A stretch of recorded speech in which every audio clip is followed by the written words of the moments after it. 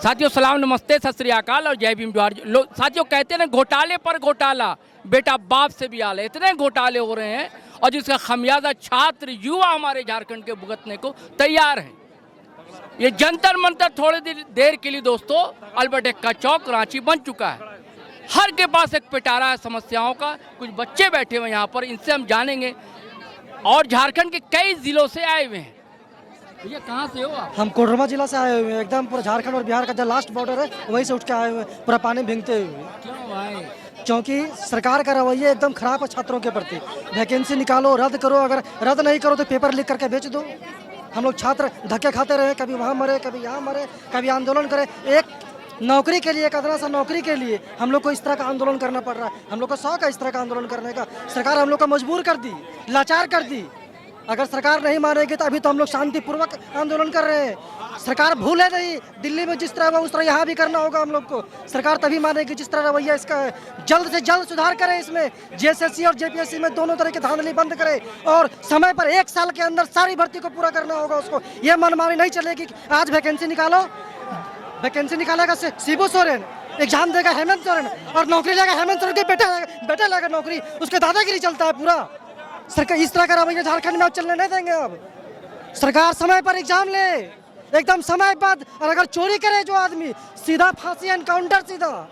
कोई उसका जगह नहीं धरती पर। हम लोग दिन रात मेहनत करें और रात 1 घंटा पढ़कर नौकरी ले लेगा। तुम्हारे बाप का राज चलता है यहाँ। छात्रों का राज चलेगा। झारखंड नहीं है, बिहारी नहीं है, पाकिस्तानी नहीं है, ये झारखंड है। ये काट के मारेंगे आप, काट के आप अगर पेपर बेचोगे तो। जल्दी फांसी दो अभय तिवारी को एकदम। और जितने भी जेएसएससी के जितने चेयरमैन है, एक परमानेंट, अभी तक सरकार इतना घटिया है कि जेएसएससी का एक परमानेंट चेयरमैन नहीं बना है। किसको चेयरमैन बनाया है? जो वित्त विभाग का सचिव है। अरे भैया आप एक आदमी को 2 जिम्मा दीजिएगा, किधर काम करेगा वो? ढंग से एक जगह भी काम नहीं कर पाता हो। इसी के कारण पेपर लीक होती है और समय पर परीक्षा नहीं होता है। आशु लिपि का क्या मामला? आशु लिपि का हम लोग का एग्जाम रद्द हो गया है सर। हम लोग बस उसी का डिमांड कर रहे हैं कि हम लोग का एग्जाम वापस लिया जाए बस। हाँ सर, सबसे जितने भी मंत्री हैं सर, सबसे हम लोग मिले, विधायक से मिले, 3 बार हम अपने मुख्यमंत्री से मिले। उन्होंने आश्वासन भी दिया कि आप लोग का एग्जाम हम लेंगे, अगले महीने हम इस पे काम करेंगे। फिर भी वो एग्जाम रद्द कर दिए। ऐसा क्यों हो रहा है, क्या लगता है? इसका तो जवाब सरकार देंगे ना। हम तो बस उनसे रिक्वेस्ट कर सकते हैं कि सर प्लीज, हम लोग बहुत मेहनत किए इस वैकेंसी के पीछे। इसकी परीक्षा कब हुई? इसकी परीक्षा 2022 में हुई थी सर, फिर रद्द कर दिया गया। फिर वैकेंसी आया, फिर हम फॉर्म भरे हैं, फिर एग्जाम कैलेंडर हर 2 महीना 4 महीना पे आया और फाइनली फिर एग्जाम रद्द कर दिया गया सर 4 साल के बाद। गोड्डा से आई है ना? नहीं, कोडरमा से सर। हाँ, ये एक संगठन है, आप लोगों का संगठन नहीं है? हाँ, नहीं, ये हम लोग छात्र हैं सर। हम लोग का आशु लिपि का बैनर है सर।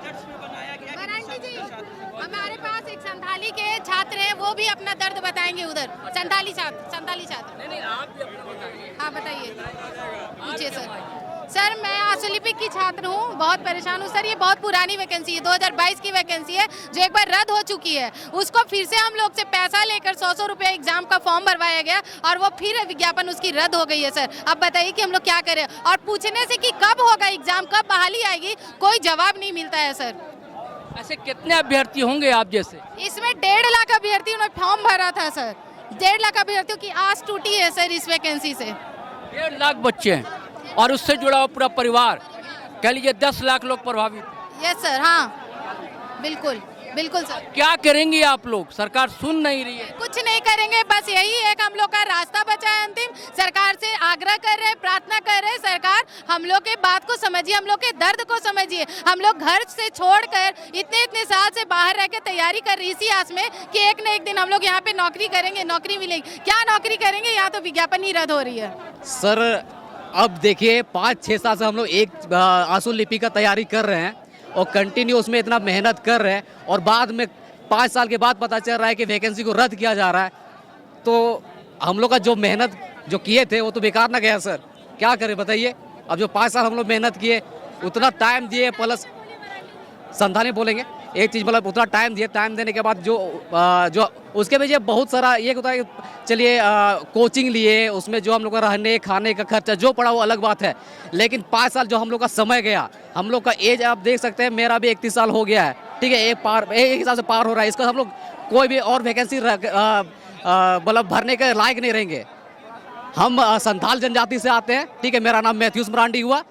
संथाली में हम हेमंत सोरेन को यही बोलना चाहते हैं कि हेमंत दादा मीटे आले दो नोड़े दो केन बाहरी रेन होड़ दो बांग के नाले नोंडे झारखंडी होड़ के नाले पियोर आले दो संथाली होड़ मेना लिया कुछ और नोते रे मेना को आबोरेन जनजाति होड़ आर मुंडे उरा को सनाम होड़ ले जरवाओ कना आलम सोचा वाले बाहरे रेन होड़ के नाले मेनते और नोवा रे भूल आलम धोया उनको तो बाहरे रेन कना को बसे इगरेन दो और नोड़े रेन मूल निवासी या तो आले रेन जो संथाल कोना कोवा या तो मुंडा और उना को जनजाति होड़ दो बनुवा मेनते सनाम होड़ मेना लिया सनाम होड़ा दुख तकलीफ वाले बुझो तले में और ओना को लगी और नुआ मजबूर आलम मजबूर चले जमन बोले गपा दिन आम अगर वोट उनका मेना खाए आले तो हमेशा के आम को प्रॉपर के आम के लिए वोट का आमिया आराम के लिए जीते हुए का आमिया नित दो आले लगे सोचा में आले दो नोडरे होड़ कान गया आले दुख दर बुझो में और नुआ जे वैकेंसी आले रद्द करना असुली प्रिया ओना वैकेंसी आले दो वापस तले में और जे लहारे भर्ती प्रक्रिया तहकना ओना हिसाब के भर्ती क्रिया हुई तले में नुआ की मेन जोना और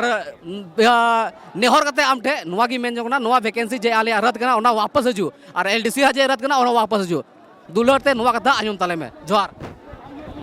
हेमंत जी, हम लोग तो संथाली नहीं समझते, आप संथाली समझते हैं, बखूबी समझते हैं, बहुत बढ़िया से समझते हैं इस बच्चे का दर्द। और ऐसे एक बच्चे नहीं है, कई बच्चे हैं अब पूरे झारखंड में। मामला सिर्फ एक विभाग का नहीं है, हर विभाग का है। जैसे कि प्याज होता है हेमंत जी, प्याज के छिलके होते हैं, वैसी समस्याएं हैं छात्रों की, युवाओं की। और आपसे एक उम्मीद थी, आपने बड़े वादे किए थे, लेकिन क्या वो वही कोरे आश्वासन साबित हुए? आप भी क्या वैसे ही राजनेता साबित हो जाएंगे?